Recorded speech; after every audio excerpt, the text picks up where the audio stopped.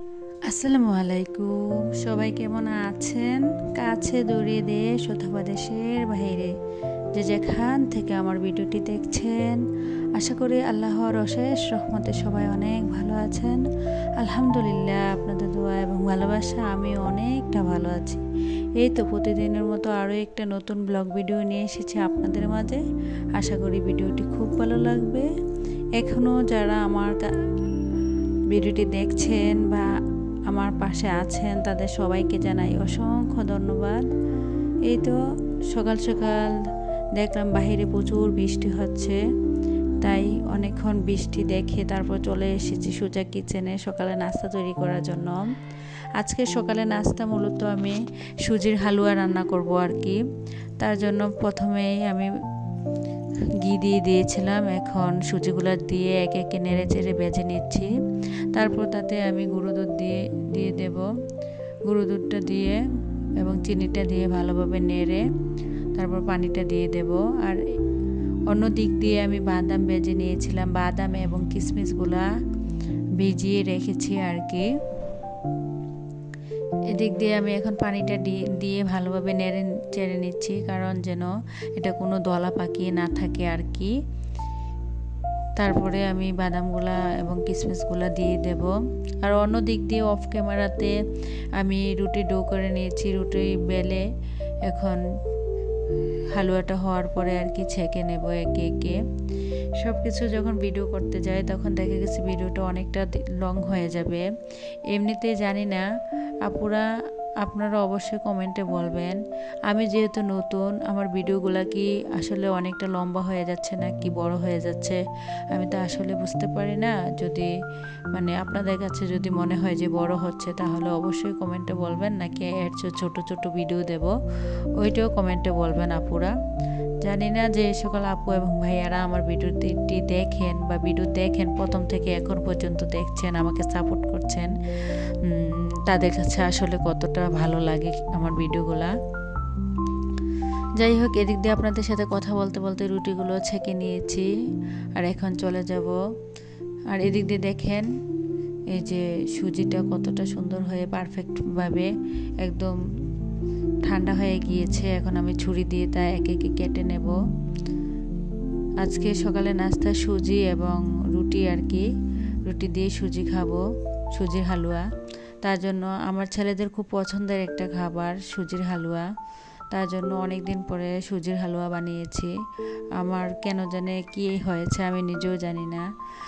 আগে যে কাজগুলো করতাম, এখন কেন জানি ইউটিউবে এসে সব কিছু ভুলে গেছি আর কি। আমার কাছে কেমন যেন এলোমেলো হয়ে গিয়েছে। যাই হোক, আস্তে আস্তে ঠিক হয়ে যাবে, হয়তো একটু সময় লাগবে, সময়ের ব্যাপার আছে। আর একদিক দিয়ে সকালে নাস্তাটা সেরে নিয়েছি, এখন চলে এসেছি বিছানাটা গুছিয়ে নিতে। এটা ছিল শুক্রবারের ভিডিও। আমি যেহেতু বৃহস্পতিবারে ভিডিও দিয়েছিলাম, তাই শুক্রবারে আর কোনো ভিডিও দিইনি। আমি এমনিতেই একদিন পরে পরে ভিডিও দিই, তার জন্য আর কি শুক্রবারের ভিডিওটাই শনিবারে দিচ্ছি। শুক্রবারে প্রত্যেকটা গৃহিণীর প্রচুর পরিমাণে কাজ থাকে, কারণ ওই দিন সবার ছেলে মেয়েদের স্কুল মাদ্রাসা সব কিছু বন্ধ থাকে। তাই আমারও ছেলেদের স্কুল মাদ্রাসা বন্ধ ছিল। আর আমার মেজো ছেলে যেহেতু মাদ্রাসায় পড়ে, ও বৃহস্পতিবারে বাসায় এসেছিল আর কি। তার জন্য তার পাঞ্জাবিগুলা অনেকটা ময়লা হয়েছিল। তার জন্য ভাবলাম যে আর বড় ছেলের স্কুলের ড্রেস, জুতা সব কিছু, তাই আজকে যেহেতু শুক্রবার সব কিছু ধুয়ে পরিষ্কার করে দিলাম। আর বাইরে প্রচুর কেন জানি ইদানিং প্রচুর পরিমাণে বৃষ্টি হচ্ছে কয়েকদিন যাবৎ। আপনাদের এলাকাও হচ্ছে কিনা জানি না পুরো, তবে আমাদের এদিক দিয়ে প্রচুর পরিমাণে বৃষ্টি হচ্ছে, যার কারণে বৃষ্টির কারণে স্কুলের ড্রেস এবং জুতা অনেকটা ময়লা হয়ে গিয়েছিল আর কি। এদিক দিয়ে আমি সব কিছু ধুয়ে পরিষ্কার করে এখন চলে এসেছি বারান্দায়, কাপড়গুলো মেলে দেবো আর কি। আর এদিক দিয়ে আমার গাছগুলো একটু আপনাদের সাথে শেয়ার করলাম। এটা আর কি আমাদের বিল্ডিংয়ের সামনের খালি জায়গা। এই জায়গাটা আমি সচরাচর আপনাদের মাঝে শেয়ার করি না, কারণ এই জায়গাটা প্রচুর পরিমাণে ময়লা।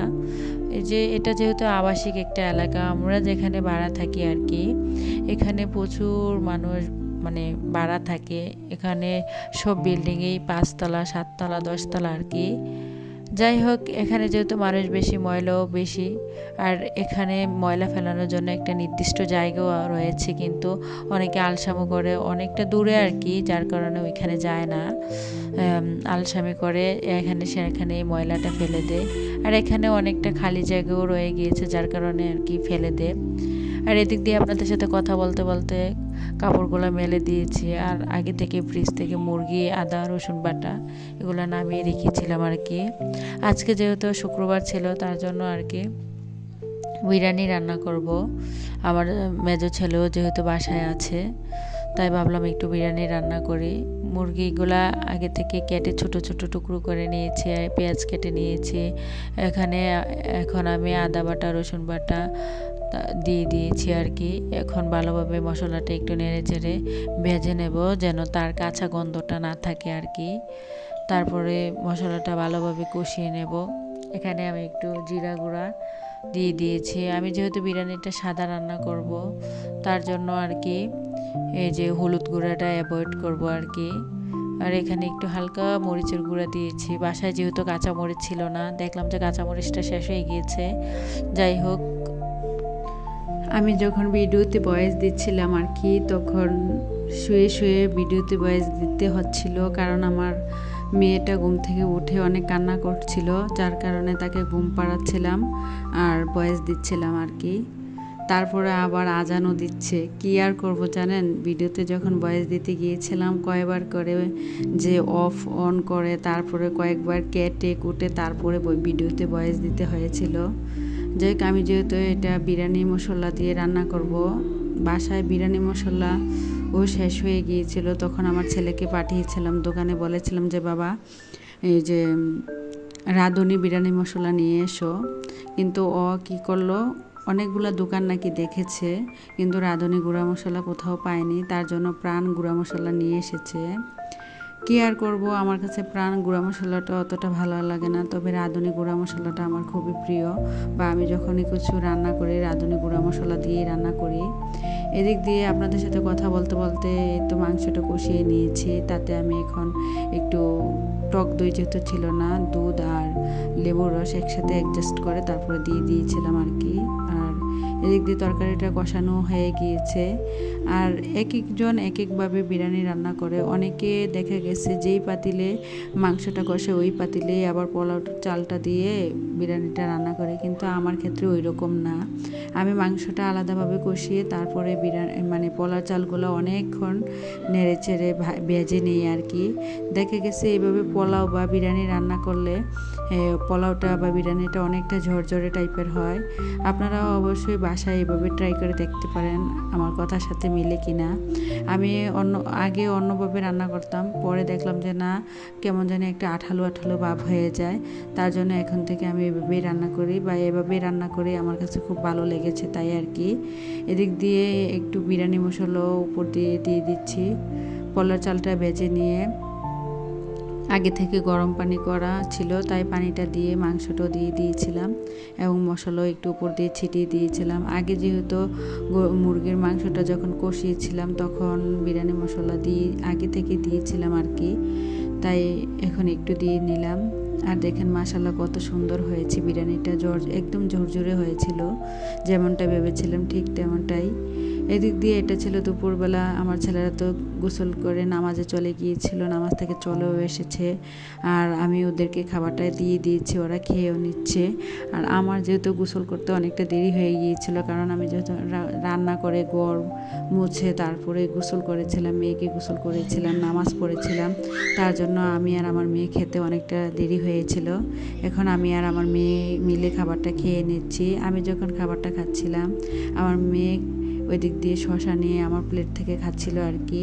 ওকে যখন আমিও খাবার সাজছিলাম, ও খাবে না, তাই আমি একেই খেয়ে নিচ্ছি, তাকে পরে খাইয়ে দেব। ভিডিওটা এই পর্যন্তই, সবাই ভালো থাকবেন, খোদা হাফেজ।